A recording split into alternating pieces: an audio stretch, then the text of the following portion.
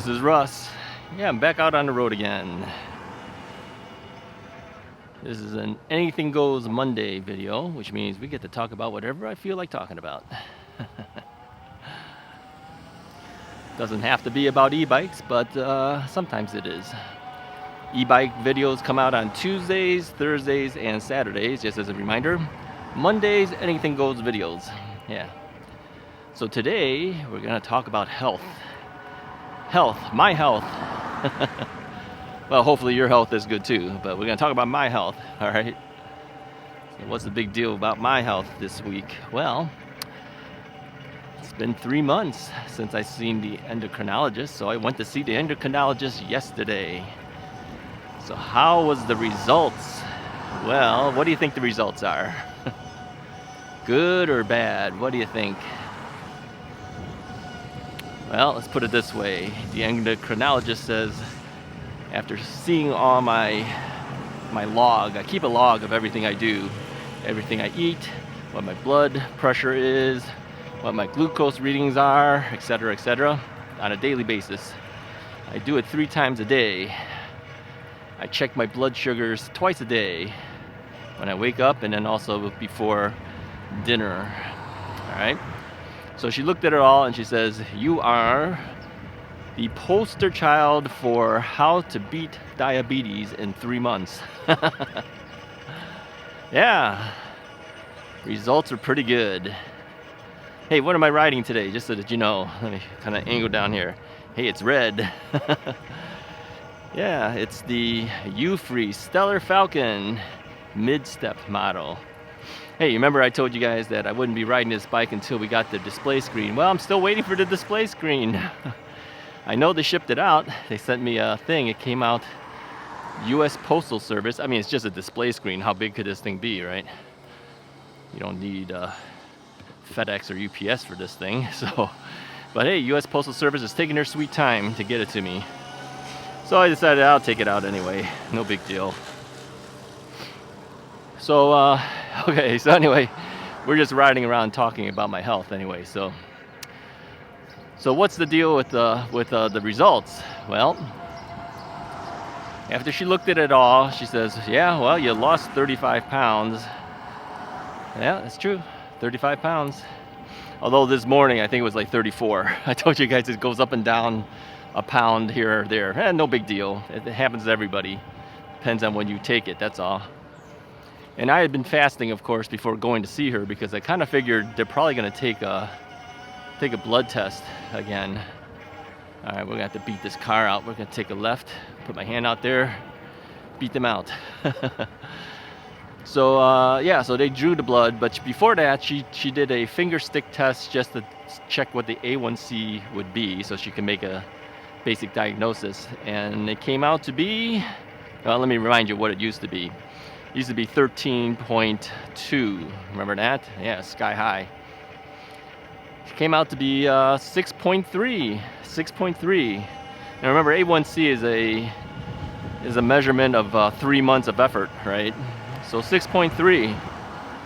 So she says, based on that, and not by much, because I think if you were 6.4 or higher, then you would still have an issue. She says, well, you're basically, you're done with me. She says, you don't need to come back and see me anymore. How do you like that? So she says, I hope I never see you again. I go, I hope I never see you again either. Yeah, nice Indian lady. Yeah, I have all these Indian doctors. Okay, I got a Chinese doctor now too. I told you guys that. Yeah, and let's go in this direction. We always go the other direction. So, yeah, she says, no, you're doing pretty good. And so she took they did the blood test, they did a urine test, they did all that. Everything comes out normal. Yeah, I think the only thing that was slightly high was proteins were a little high, maybe. Maybe it's from eating all the chicken. I don't know. But it's very small amount. And both doctors sent me notices. They said, hey, your liver thing is perfectly fine, and your whatever is all perfectly normal. Just keep doing what you're doing. So yeah, I'm coming back normal at this point. Now, 6.3 to me, although 6.4 would be considered high now, I'm on the edge, but she says considering you were 13.2, she says 6.3 is a huge improvement. Yeah, I would agree. So here's what she decided to do. You know, I've been taking metformin for the diabetes medication. Originally, the nurse practitioner who saw me gave me one pill, which is 500 milligrams of that stuff. And then when I went to see the endocrinologist finally, she moved it up to 1,000. So I asked her, I says, what about the metformin? She goes, yeah, she says, let's cut it in half. So she brought me back down to one pill a day at 500 milligrams instead of 1,000. I had been doing 2 pills at one time just before dinner. She goes, yeah, just take one pill. Let's see where it goes. Now, I fully expect that it'll probably go up a little bit because of that, because I think your body's kind of looking for that 1,000 milligram. It's not going to get it now. It's going to get only 500. So I think I'll just kind of keep watching it and see where that goes. Let me go to the left here since they're on the right.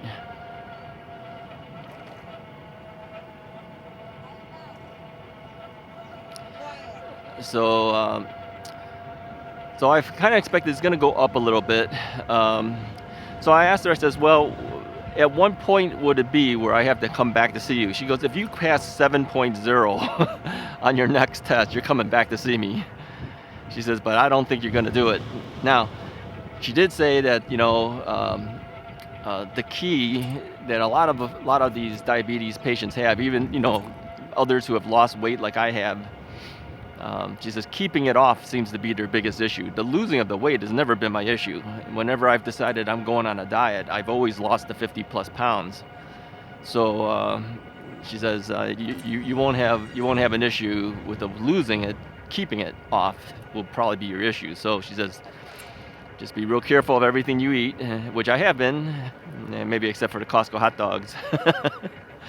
But she says, yeah, otherwise, yeah, I'll never have to see you again unless something happens. So there you go. Now, I may eventually have to ask her when I can finally get off of metformin, if in fact that'll ever become the case.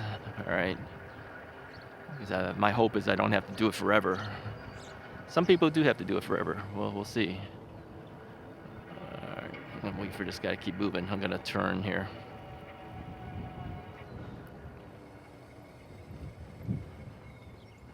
So that's the results. Yeah, everything else, you know, when you go through all these blood test stuff and you take a look at the results of everything, it usually, you know, they go through cholesterol and all that stuff. Yeah, it's all in the normal ranges. Yeah, nothing really stands out except I think, like I said, the protein level was a little high, I think, but not by much, by like a point something or other, you know. So, so both doctors said, you're doing well. Keep up the good work. So yeah, good news. Yeah, very good news. I was kind of expecting to see that result just based on my own daily log. I can see everything was pretty much getting down there. Now, the glucose, can never say that, glucose level was high, in my opinion. It was at 120. They want you to be normal within, I think, 70 to 99. So it is slightly high. But as far as the A1C, it's on the upper end of normal. So they were fine with that. I think the glucose level will go down if I check everything and make sure I don't eat anything that has anything with sugars or carbs. But I had been experimenting with carbs for a while now, as I mentioned before. I mean, you can't like not do carbs ever. You have to have something. So I think that's what's pushing it higher. So anyway, I got to be more careful, and then maybe the next time in 3 months after this, if I go and check it again, maybe that thing will come back down. So my feeling is the metformin stuff will probably be with me for a good 6 months to a year at least, before they would even consider maybe letting me off of it, if they even do at all, right? I think a lot of that will be experimentation. You get off of it and then you see how is it reacting, that kind of thing. So who knows?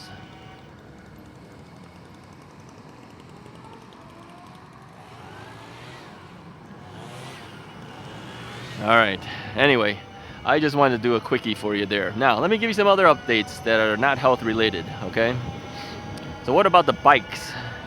Yeah, the Rad Power bike came in. Yeah, this is the Radster Road large version.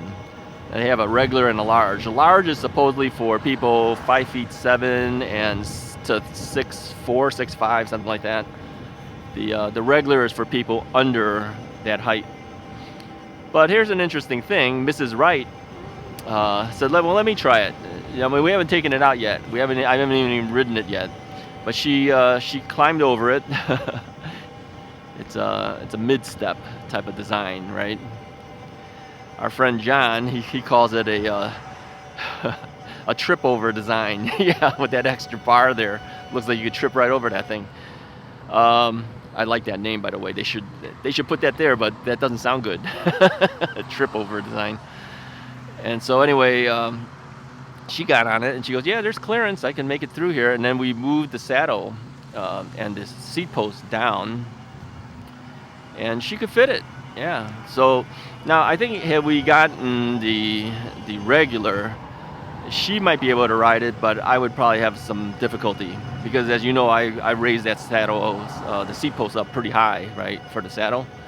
So yeah, one of you guys don't like the word saddle. Says that's a seat, not a saddle. Yeah, well, the bike industry calls it a saddle. So I continue to call it a saddle because that's what's going to show up, you know, if you're really looking under the technical name of it for bike riders. So it will remain saddle, even though I know what you mean when you talk about being a seat. All right.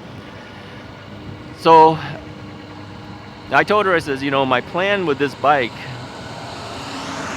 is to do the review and then sell it off.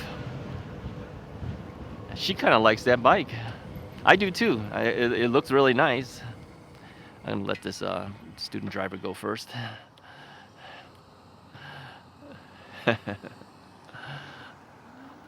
Yeah, well, he stayed until I gave him the wave. So yeah, we'll see how it goes. I mean, I'm gonna do the review. If I like it, she's gonna ride it. If she likes it, we may end up hanging on to that thing. Yeah, it looks like it's made very well. I think the only thing that I could see maybe some people might not like is Rad maintained the way many of the manufacturers are now doing this with the 28 miles per hour. They're doing a pedal to 28 miles per hour, a throttled only to 20. Okay, I mean the Engwe. The new one that I just reviewed, the Engwe, what do they call that bike? See, look at that. It's the memory again. Yeah, the Engine Pro 2.0. Okay, that does that too. Throttles to 20, pedals to 28. Right. Well, you know that Radster Road large. I have to add in large because they have two versions of it. I mean, it's the same bike. It's just one has an extra bar that gives more rigidity. I think a lot of people are going to wonder, how's that compare to the Stellar Falcon? Okay, that person didn't even stop at their stop sign. They just kept going. So how's it compare? Well, we'll see. I'm going to have to test it, right? But they're both commuter type bikes, although the Stellar Falcon is kind of a hybrid. That Radster Road has like a 29-inch wheel, so it's kind of a big wheel, and I think it's like 2.2 inches. This one is like 2.7 inches wide. I don't think it's 29. I don't remember what it was. 27, 27.5, something like that, by 2.8, 2.7 here. The other one's 2.2. And a little bit bigger, like 29. So that one's a commuter. This is kind of a hybrid. So what's the main difference? Here's the main difference, I think. This will throttle 28 and pedal to 28. And this one will do cadence sensor or torque sensor. You choose which one you want it to be in the menu, or you can switch back and forth, right? I think that's what's going to differentiate the two. Now, Stellar Falcon costs a little bit more, but then again, think about what's on this bike compared to that one. That one has a rigid seat post. This one has the Suntour NCX seat post on it. That's worth, I think, over $100 right there if you were to buy one yourself. So, I mean, there's certain features on the Stellar Falcon, I think, that makes it worth the few extra $100 that the Stellar Falcon costs. I mean, between those two features alone, I think it's worth the difference. And there's other things that Stellar Falcon has that the Rad doesn't have. But I was impressed that they're using a better derailleur. Which one they had? They had the Shimano Acera derailleur on it. You know what I noticed though? It doesn't have a derailleur guard. Why was that? Usually you need the post that mounts your wheel to the frame. It usually has to be a slightly bigger or something so that you can kind of mount that derailleur guard there. Yeah, it's not big enough to do it. So there is no derailleur guard on that bike. I was a little disappointed in that. I says, what if you drop your bike on that side, You can mess up your derailleur. Yeah, but at least they put a decent derailleur on it. Construction looked really good on it. So I'm anxious to do the review on the bike. And I know even the owner of U-Free says, hey, let me know what you think between the two bikes, because he knows that I have one coming in. He says, let me know what your thoughts are.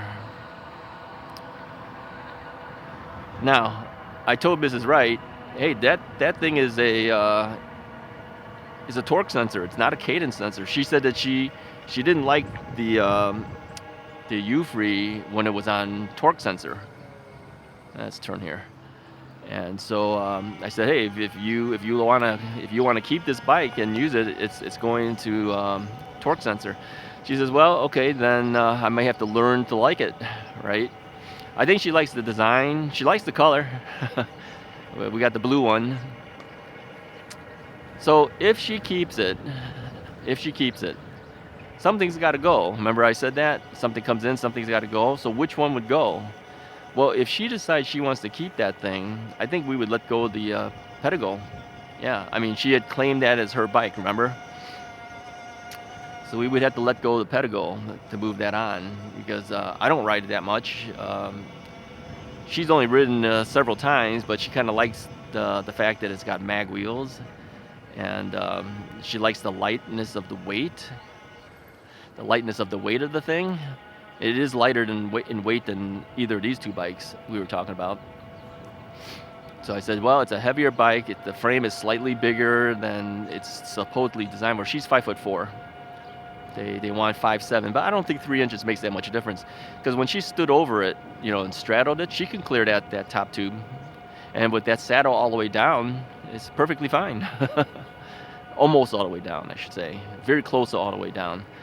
The only thing is, I guess the handlebar will be a little bit taller, a little higher up, but that's no real big deal. So we'll see. We'll see if she keeps it or whether she says move it on. But one of those two are going to go, all right? So either the Rad will go or the Pedigo will go. That will probably be one of those two will be the next bike to be sold from the bikes that we have. So keep your eye open for that. So when will this review come out? Well, let me tell you, I sent them an email. I keep thinking of it as a letter. And I said, hey, where's my bike? And they said, oh, it must have fell through the cracks. Well, they sent an email out to everybody, like on that Saturday. My bike came in on Monday. I told you about FedEx will probably never show up on Sunday. I'll talk about that in a second. Originally it was planned for Monday. Well, it showed up on Monday. So on Saturday before that, they sent an email to everybody saying, hey, the bikes are in stock now and ready to ship. Did I prompt that? Or have others already gotten the bike and then they finally send my bike out? I don't know. So let's talk about this FedEx business. Remember I told you guys that they've been asking for anytime there's a signature required, they want to scan your IDs now, and I said I won't let them do that. Hey, I didn't have to do that. That's because they just dropped the bike in front of the garage and left. Didn't collect the signature. Now, Rad, I remember, collected a signature when I got my first bike. Did Rad forget to ask for signature, or did the FedEx guy just not do it? I don't know. They never rang my doorbell or anything. They just left it there for anyone to take. How do you like that? Yeah, that bike is $2,000 with the tax that I have to pay for it. It costs $2,200. Just left it in front of the garage for anyone to steal if they wanted it. I only figured it out when they, when FedEx drops something off, they finally tell FedEx that it's been dropped off. And then it goes on the app, and so the app alerted me that the bike was already delivered. I go, where? I've been sitting in the house. I don't see any delivery. I open the garage door, and there it is. It's just sitting right on the driveway for anyone to take. So I don't know who's at fault at that, whether it's the driver being lazy or was it Rad that forgot to ask for signature required. I can't see Rad skipping that part because they have everything else under control. Hey, their boxing of that bike was exceptional. I mean, they didn't use foam. Everything was cardboard, but they had some really heavy-duty cardboard that fit inside where foam would typically be. I don't think you could damage that thing. That thing was so well packed up. I said, wow, I'm impressed.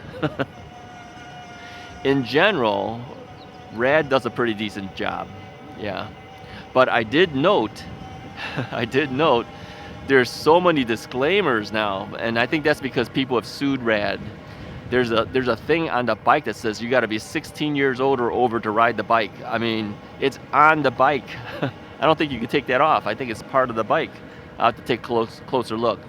There's warnings on the box that says stuff like that, and a whole bunch of other warnings on there. I think they're really afraid of potential lawsuits because of the lawsuits they've had. So anyway, keep an eye open for that. I will do a review of that soon. I know that people are starting to get them now.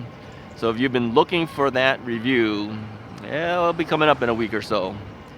It might be this week, it might be next week, but it'll be coming up. I usually take the bikes out once or twice first before I do the actual review. I want to get a feel for it, so I kind of know where the review is headed before I actually do the review for you guys. So I've got to ride it around a little bit. I'll probably do it right after I'm done with this ride. I'll go check it out, right? All right, I think that's all I have for you guys for today for Anything Goes Monday. It's kind of a combo of health and bike information. So anyway, if you like this video, go ahead and hit the like button, hit the subscribe button if you haven't already done so. Remember, on Mondays we do Anything Goes. Tuesdays, Thursdays, and Saturdays we will do e-bike videos. Talk to you guys next time.